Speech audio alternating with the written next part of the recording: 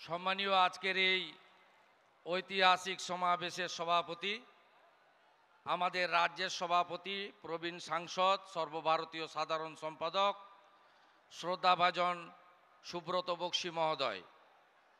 দলের senior leader Partha Chattopadhyay, Mukul Roy, অধ্যাপক সৌগত রায় সহ অনেকেই আছেন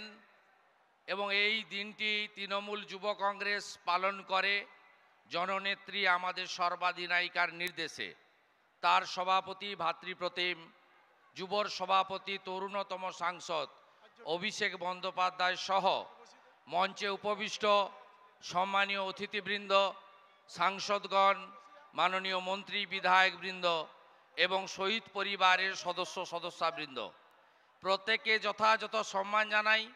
এবং আজকে এই ঐতিহাসিক দিনে জননেত্রী মমতা বন্দ্যোপাধ্যায়ের কথা শোনার জন্য গোটা কলকাতার রাজপথ, বৃহত্তর কলকাতা বলা যেতে পারে, গোটা কালো মানুষের মাথায় ছেয়ে গেছে। চারিদিকে লক্ষ লক্ষ মানুষ, গোটা পশ্চিমবাংলার একেবারে পাহাড় থেকে সাগর সর্বত্র সব জায়গা থেকে মানুষ এখানে এসেছেন শহীদদের তর্পণ করতে, মা মাটি মানুষকে প্রণাম সালাম জানাতে এবং জননেত্রী মমতা বন্দ্যোপাধ্যায়ের নির্দেশিকা গ্রহণ করার জন্য। আমি আপনাদের শ্রদ্ধা জানাই, সম্মান জানাই, সালাম জানাই, নমস্কার জানাই, জোহার জানাই।